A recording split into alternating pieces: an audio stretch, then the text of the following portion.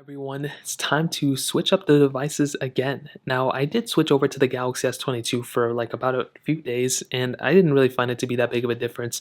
Now, I'm going to be switching over from my iPhone 13 Pro down to my iPhone SE3 that I have, and we're just going to see what the experience is. Personally, I don't think it's going to be that big of a difference at all, considering I'm very involved with iOS, but I do think going from the gesture-based design to the home button design is going to be a little bit different.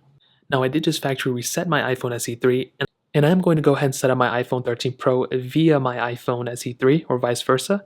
And I'm going to go ahead and just set it up like this and we're going to go ahead and go through with it. Now I'm not going to go ahead and transfer all my data. I'm going to transfer most of my applications, but everything is going to be, I'm only going to stay on here for a few days and we're going to see how it goes. So I don't plan on like fully switching over to this thing for 4 years or anything. It's going to be roughly for about like maybe like 2 or 3 days just to kind of get an idea how it is.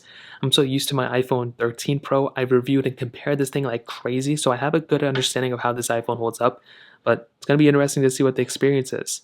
And one thing I've always talked about with Apple's setup is that it takes a very long time to get through with it at first. I know with a lot of Samsungs and even Google Pixel, it doesn't really take as much time. It's still quite a bit of a process, and Google just tries to tell you to install all their applications. On Apple, you just typically have to sign in, but these waiting panels take forever. So in this case, I am not going to go ahead and transfer any of my data.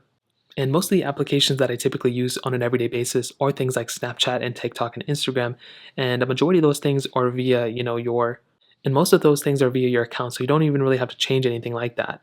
So there we go. We have our iPhone situated here. I didn't transfer any of my data, but now it is time to go ahead and swap SIM cards. So let me go and pop out the SIM card on my iPhone SE3. And let me go and pop this out. It should just come out like that. And there we go. I can go and there we go. I can just put it in like this.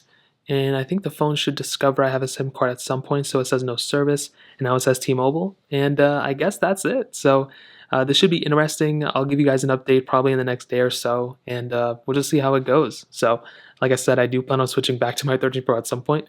I guess for the next several days, I'm going to be using this as my main device. So let me know if you have any questions or anything, but here we go. I'll see you guys in the next video. Peace out till then.